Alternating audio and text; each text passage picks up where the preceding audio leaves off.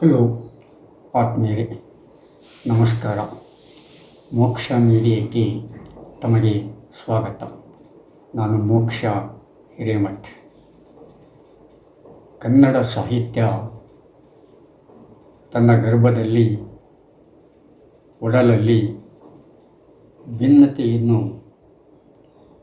ಭಿನ್ನತೆಯಲ್ಲಿ ಏಕತೆಯನ್ನು ವ್ಯಕ್ತಪಡಿಸಿದೆ. ಇದನ್ನು ಕನ್ನಡ ಸಾಹಿತ್ಯ ಚರಿತ್ರೆಯ ಉದ್ದಕ್ಕೂ ನಾವು ಕಾಣಬಹುದು. ಅನೇಕ ಧರ್ಮಗಳ ನೆಲೆಬೀಡಾದರೂ ಆ ಧರ್ಮಕ್ಕೆ ತಕ್ಕಂತೆ ಅಲ್ಲಿ ಕಾವ್ಯ ನ್ಯಾಯವನ್ನು ವ್ಯಕ್ತಪಡಿಸಿರ್ತಕ್ಕಂಥದ್ದನ್ನು ನಾವು ಕಾಣುತ್ತೇವೆ. ಆ ಕಾಲಘಟ್ಟದಲ್ಲಿ ಸಂಭವಿಸಿರ್ತಕ್ಕಂಥ ಘಟನೆಗಳು, ಸಂಸ್ಕೃತಿಗಳ ಏರಿಳಿತಗಳು ಇತ್ಯಾದಿಗಳನ್ನು ಅದು ಒಂದೊಂದು ರೂಪದಲ್ಲಿ ದಾಖಲಿಸಿದೆ. ಈ ಹಿನ್ನೆಲೆಯಲ್ಲಿ ನಾವು ಹರಿಹರ ಯುಗದ ಪ್ರಮುಖ ಕವಿಗಳನ್ನು ನೋಡಬಹುದಾಗಿದೆ. ಹರಿಹರ ಯುಗದ ಮತ್ತೊಬ್ಬ ಪ್ರಮುಖ ಕವಿ ಜನ್ನ ಯುಗೋತ್ತರದ 1225 ಸುಮಾರಿಗೆ ಜೀವಿಸಿರ್ತಕ್ಕಂಥ ವ್ಯಕ್ತಿ. ಅಂದರೆ ಕರ್ನಾಟಕದಲ್ಲಿ 12ನೇ ಶತಮಾನದಲ್ಲಿ ನಡೆದಿರ್ತಕ್ಕಂಥ ಚಳವಳಿಯ ನಂತರ ಜೀವಿಸಿರ್ತಕ್ಕಂಥ ವ್ಯಕ್ತಿ. ಯುಗೋತ್ತರದ 1160 ಸುಮಾರಿಗೆ ಶರಣ ಚಳವಳಿ ಪ್ರಮುಖ ಪಾತ್ರವನ್ನು ಸಾಮಾಜಿಕ ಜೀವನದಲ್ಲಿ ತೋರಿಸಿತು. ಅದಾದ ನಂತರ ಅಂದರೆ 30-40 ವರ್ಷಗಳ ನಂತರ ನಾವು ಹರಿಹರನನ್ನು, ರಾಘವಾಂಕನನ್ನು, ಜನ್ನನನ್ನು ಕಾಣುತ್ತಿದ್ದೇವೆ. ಈಗಾಗಲೇ ಹರಿಹರ ಮತ್ತು ರಾಘವಾಂಕನ ಕುರಿತು ಹೇಳಿಯಾಗಿದೆ. ಇವತ್ತು ನಮ್ಮ ಮುಂದಿರ್ತಕ್ಕಂಥದ್ದು ಜನ್ನ ಸಾಹಿತ್ಯ ವಾತಾವರಣದಲ್ಲಿ ಬೆಳೆದಿರ್ತಕ್ಕಂಥ ಕವಿ. ಜನ್ನನ ತಂದೆ ಶಂಕರ, ತಾಯಿ ಗಂಗಾಂಬಿಕೆ. ಮಲ್ಲಿಕಾರ್ಜುನ ಅವನ ಸೋದರ ಮಾವ. ಅಂದರೆ ಸೂಕ್ತಿ ಸುಧಾರಣವನ್ನು ಬರೆದಿರ್ತಕ್ಕಂಥ ಮಲ್ಲಿಕಾರ್ಜುನ ಅವನ ಸೋದರ ಮಾವ. ಮಲ್ಲಿಕಾರ್ಜುನನ ಹೆಂಡತಿಯೇ ಜನ್ನನ ಸಹೋದರಿ. ಈ ಮಲ್ಲಿಕಾರ್ಜುನನ ಮಗನೇ ಪ್ರಸಿದ್ಧವಾಗಿರ್ತಕ್ಕಂಥ ವೈಯಾಕರಣಿ ಕೇಸಿರಾಜ. ಜನ್ನನ ಗುರು 2ನೇ ನಾಗವರ್ಮ. ಹೀಗೆ ಸಾಹಿತ್ಯದಲ್ಲಿ ಸಾಧನೆಯನ್ನು ಮಾಡಿರ್ತಕ್ಕಂಥ ಕುಟುಂಬದ ಹಿನ್ನೆಲೆಯಲ್ಲಿ ಬಂದಿರತಕ್ಕಂಥವನು ಜನ್ನ ಹರಿಹರನಂತೆ ಹುಲ್ಲು ಮಾನವರ ಬಗ್ಗೆ ಬರೆಯಲಿಲ್ಲ. ಅವನೇನು ಬರೆದರೂ ಕೂಡ ದೈವಾಂಶ ಸಂಭೂತವಿರತಕ್ಕಂಥ ವ್ಯಕ್ತಿಗಳನ್ನು ಕುರಿತು ಬರೆಯುತ್ತಾನೆ. ಯಾವ ರೀತಿಯ ಹರಿಹರನು ದೈವಾಂಶ ಸಂಭೂತವಾದ ವಿಷಯಗಳನ್ನು ತೆಗೆದುಕೊಂಡು ಸಮಾಜವನ್ನು ಮೇಲ್ಮಟ್ಟಕ್ಕೆ ಕೊಂಡೊಯ್ಯಲು ಪ್ರಯತ್ನ ಪಡ್ತಾನೋ, ಅದೇ ರೀತಿಯಾಗಿ ಜನ್ನ ಕವಿಯು ಕೂಡ ತನ್ನ ಕಾವ್ಯದಲ್ಲಿ ಸಾಮಾಜಿಕ ಅಂಕುಡೊಂಕುಗಳನ್ನು ತಿದ್ದಿ ಸಮಾಜವನ್ನು ಮೇಲ್ಸ್ತರಕ್ಕೆ ಕೊಂಡೊಯ್ಯತಕ್ಕಂಥ ಪ್ರಯತ್ನವನ್ನು ಮಾಡುತ್ತಾನೆ. ಜನ್ನ ಮತ್ತು ಹರಿಹರ ಬೇರೆ ಬೇರೆ ಧರ್ಮಗಳಿಗೆ ಸಂಬಂಧಪಟ್ಟರೂ ಕೂಡ ಅವರ ಧರ್ಮ ಒಂದೇ ಇತ್ತು. ಅದು ನ್ಯಾಯ ಧರ್ಮ ಅಂತ. ಅದು ಕಾವ್ಯ ನ್ಯಾಯ. ಈ ಕಾವ್ಯ ನ್ಯಾಯ ಇಲ್ಲದಿದ್ದರೆ ಮನುಷ್ಯನ ಜೀವನ ಅಲ್ಲೂಲ ಕಲ್ಲೂಲವಾಗುತ್ತೆ. ಸಾಮಾಜಿಕ ಜೀವನವಾಗಲಿ ಅಲ್ಲಿ ಸಾಮಾಜಿಕ ನ್ಯಾಯ ಬೇಕಾಗತ್ತೆ. ಮೇಲು ಕೀಳೆಂಬುದನ್ನು ಕಿತ್ತೊಗೆದು ಅಲ್ಲಿ ಇರ್ತಕ್ಕಂಥ ಸೌಲಭ್ಯ ಪರಿಕರಗಳನ್ನು ಚೆನ್ನಾಗಿ ಉಪಯೋಗಿಸಿಕೊಂಡು ಮಾನವ ಸಮಾಜವನ್ನು ಮೇಲ್ಸ್ತರಕ್ಕೆ ಕೊಂಡೊಯ್ಯೋದು ಪ್ರತಿಯೊಬ್ಬ ವ್ಯಕ್ತಿಯ ಕರ್ತವ್ಯ ಕೂಡ ಹೌದು. ಅದನ್ನು ಮೇಲೆತ್ತರಿಸುವುದು ಪ್ರತಿಯೊಂದು ಸಮಾಜದ ಕರ್ತವ್ಯ ಕೂಡ ಹೌದು. ಅಲ್ಲಿ ಧರ್ಮ, ಜಾತಿ, ಗಂಡು ಹೆಣ್ಣು ಭೇದ ಇವ್ಯಾವೂ ಪರಿಗಣಿತವಾಗುವುದಿಲ್ಲ. ಅಲ್ಲಿರ್ತಕ್ಕಂಥದ್ದು ಕರ್ತವ್ಯ, ಮಾನವೀಯತೆ. ಆ ಮಾನವೀಯತೆಯನ್ನು ಮುಟ್ಟಲು ತಮ್ಮದೇ ಆದ ದಾರಿಗಳನ್ನು ಕಂಡುಕೊಂಡಿರ್ತಕ್ಕಂಥ ಒಳ್ಳೊಳ್ಳೆ ಕಾರ್ಯಕ್ರಮಗಳು. ಈ ಹಿನ್ನೆಲೆಯಲ್ಲಿ ನಾವು ಜನ್ನನನ್ನು ನೋಡಿದಾಗ ಜನ್ನ ನಮಗೆ ಒಬ್ಬ ಅದ್ಭುತವಾದ ಕವಿಯಾಗಿ ಕಾಣುತ್ತಾನೆ. ಜನ್ನ ಬರೆದಿರುವುದು 2 ಕೃತಿಗಳು. ಒಂದು ಯಶೋಧರ ಚರಿತ್ರೆ, ಮತ್ತೊಂದು ಅನಂತನಾಥ ಪುರಾಣ. ಈ ಅನಂತನಾಥ ಪುರಾಣವನ್ನು 1209 ಬರೆದಿದ್ದಾನೆ. ಯಶೋಧರ ಚರಿತ್ರೆಯನ್ನು 1225 ಸುಮಾರಿಗೆ ಬರೆದಿದ್ದಾನೆ. ಅವನು ಇನ್ನೊಂದು ಸ್ವರಕಾವ್ಯ ಬರೆದಿದ್ದಾನೆ ಅಂತ ಹೇಳ್ತಾರೆ. ಅದು ನಮಗೆ ಉಪಲಬ್ಧವಿಲ್ಲ. ಇವತ್ತು ನಾನು ಜನ್ನನ ಪ್ರಮುಖ ಕೃತಿಯಾದ ಅನಂತನಾಥ ಪುರಾಣದ ಬಗ್ಗೆ ಮಾತಾಡಲಿಕ್ಕೆ ಇಷ್ಟಪಡ್ತೀನಿ. ಅನಂತನಾಥ ಪುರಾಣ ಜೈನರ 14ನೇ ತೀರ್ಥಂಕರರಾದ ಅನಂತನಾಥನ ಕುರಿತದ್ದಾಗಿದೆ. ಅನಂತನಾಥನ ಅನೇಕ ಭವಾವಳಿಗಳನ್ನು ಜನ್ನ ತನ್ನ ಅನಂತ ಪುರಾಣದಲ್ಲಿ ವ್ಯಕ್ತಪಡಿಸಿದ್ದಾನೆ.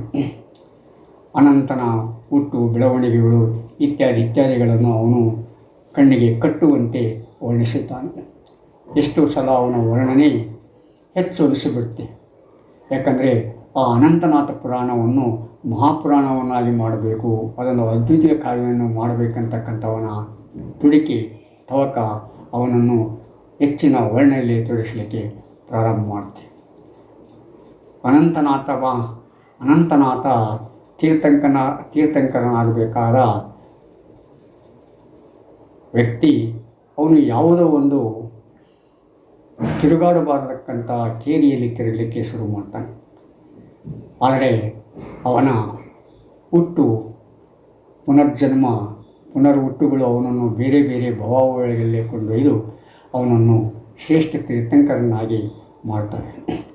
ಆದರೆ ಆ ಅನಂತನಾಥ ಪುರಾಣದಲ್ಲಿ ಬರ್ತಕ್ಕಂಥ ಕೊನೆಯ ಕೆಲವು ಪದ್ಯಗಳು ಈ ಓದುಗರ ಗಮನವನ್ನು ಸೆಳೆಯುತ್ತವೆ.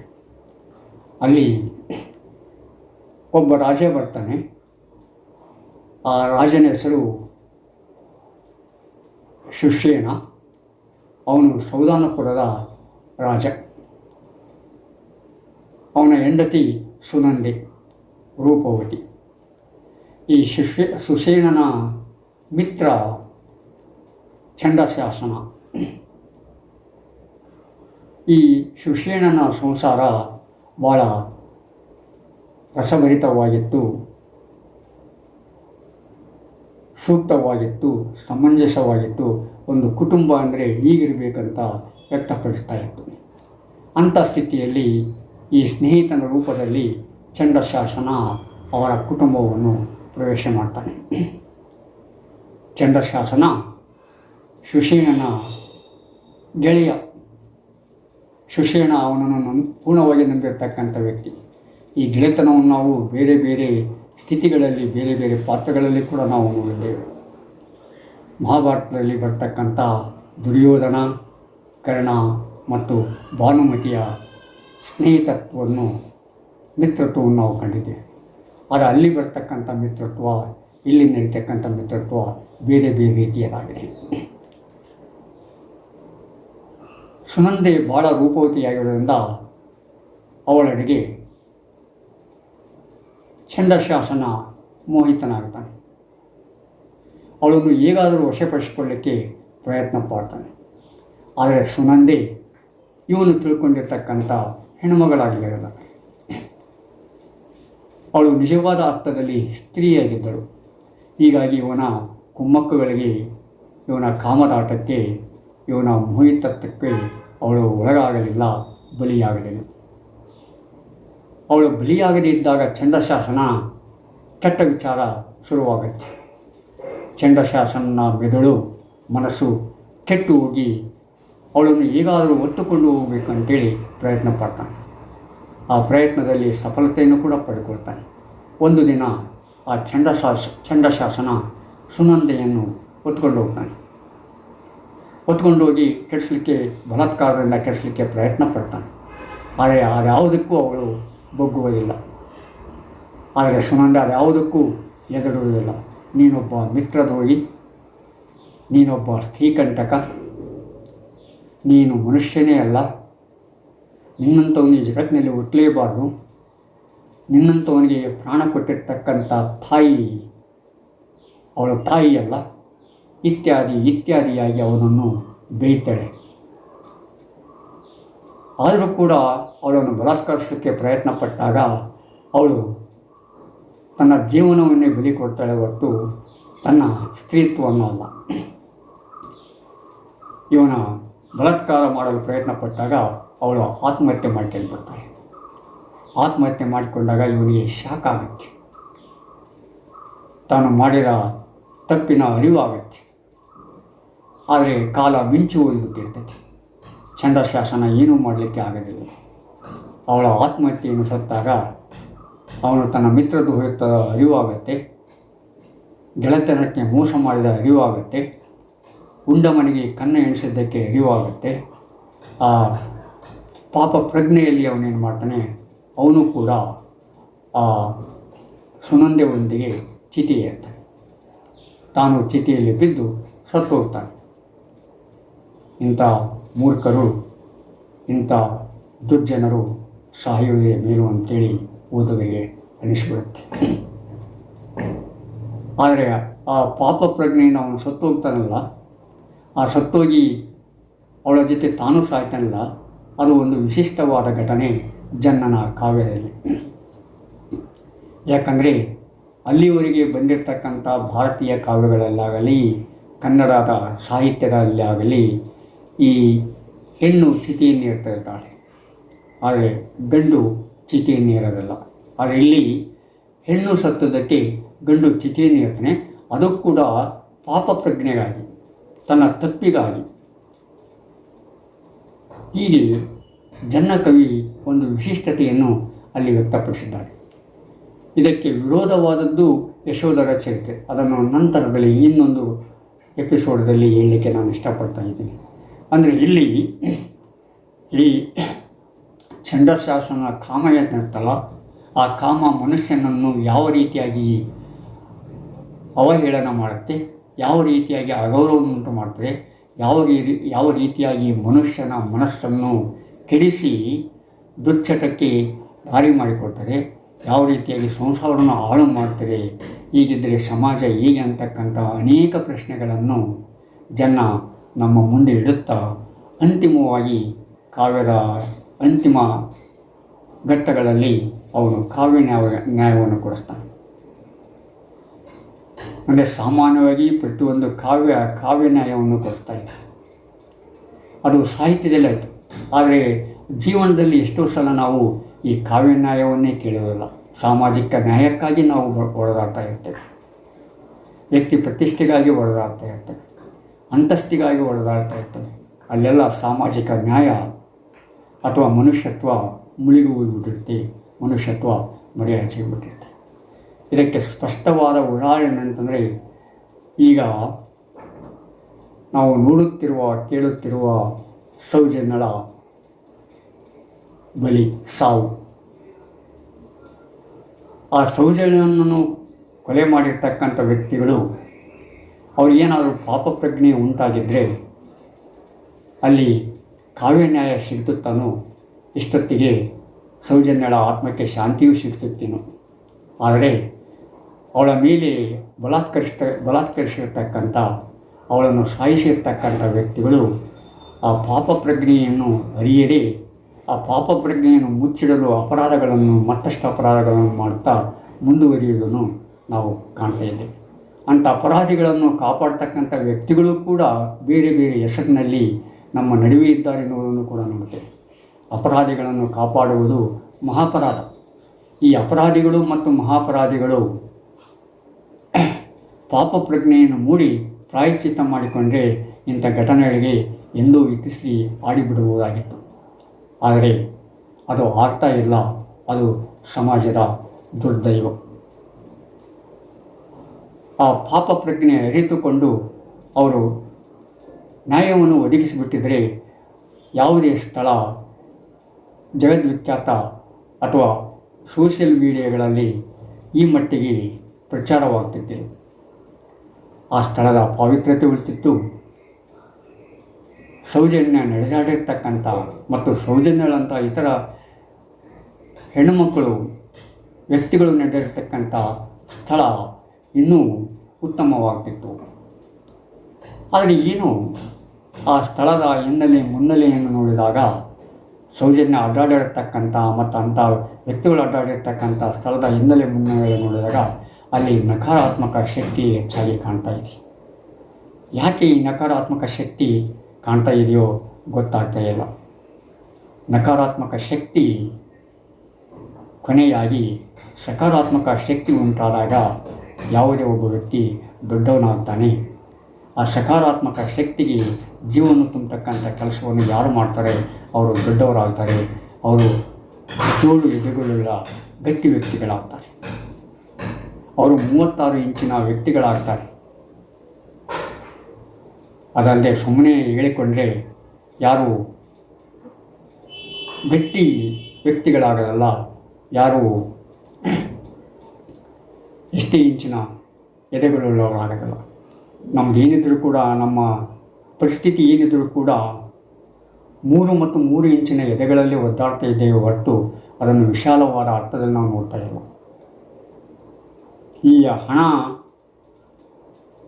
ಅಧಿಕಾರ ಅಂದರೆ ಈ ವ್ಯಾಪಾರಿಗಳೇನಿದ್ದಾರಲ್ಲ, ದುಡ್ಡಿನ ದಣಿಗಳು, ಈ ದುಡ್ಡಿನ ದಣಿಗಳನ್ನು ಏನಾದರೂ ಕೊಂಡುಕೊಳ್ಬೋದಕ್ಕಂಥ ಒಂದು ಸ್ಥಿತಿಯಲ್ಲಿದ್ದಾರೆ.